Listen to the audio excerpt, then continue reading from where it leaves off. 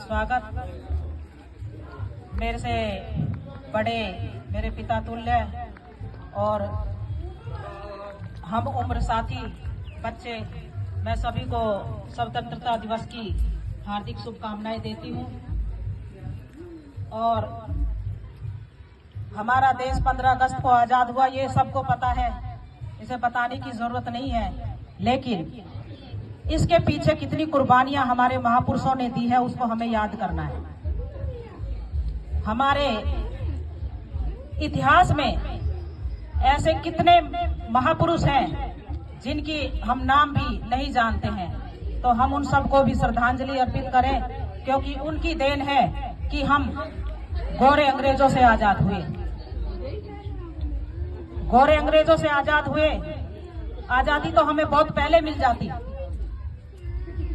क्योंकि अंग्रेजों ने कहा था हम देश तो आजाद कर देंगे, लेकिन इस देश को चलाने के लिए आपको एक कानून की जरूरत होगी, एक नियम की जरूरत होगी, जो तुम्हारे पास नहीं है।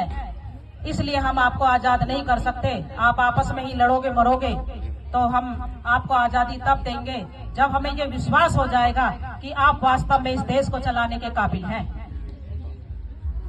जब मंथन हुआ तो वास्तव में महात्मा गांधी, पंडित जवाहरलाल नेहरू और बहुत से उस वक्त के नेतागण, जिन्हें इतिहास अच्छी तरह से जानता है, उन्होंने एक नियम को, किताब को बनाने के लिए निरीक्षण करवाया, तो वो विदेशों में जाने लगे कि हमारे पास कोई बुद्धिजीवी लोग नहीं है, तो हमें विदेश से इसका प्रारूप तैयार कराना है। तब तत्कालीन प्राइम मिनिस्टर गोरे लोगों को पता चला कि भारत में ये दूसरे देशों के पास जा रहे हैं कि अपना कानून लिखवाने के लिए। तो मिस्टर रैमजे मैकडोलन ने कहा कि आपके देश के अंदर एक बुद्धिजीवी आदमी है और आप अपने देश के आदमी को छोड़ करके दूसरों के पास जा रहे हो। तो सम्मानित साथियों, उस वक्त बाबा साहब डॉक्टर अंबेडकर का नाम उस श्रेणी में सबसे ऊपर आया, और बाबा साहब डॉक्टर अंबेडकर ने भारत देश का संविधान 2 साल 11 महीने 17 दिन में लिख करके तैयार किया।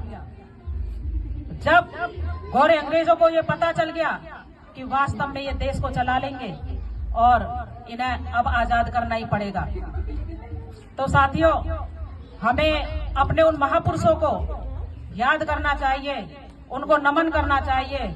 इस धरती पर बहुत ऐसे वीर सपूत हुए हैं और आज भी हैं।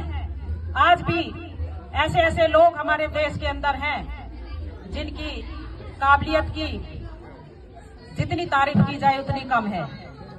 तो हमें इस स्वतंत्रता दिवस के मौके पर एक बार मैं फिर सभी को हार्दिक शुभकामनाएं देती हूं, और देश के उस वीर सपूतों को, भगत सिंह, सुखदेव, राजगुरु, जिन्होंने हंसते हंसते फांसी पर चढ़ गए थे, जिन्होंने अपनी जान की परवाह न करके लाखों करोड़ों देशवासियों को आजादी की नींव रख करके गए थे। तो साथियों, उन लोगों को हमें जरूर याद करना चाहिए। आप सभी का बहुत बहुत धन्यवाद। मुझे सुना, बहुत बहुत धन्यवाद। Thank you.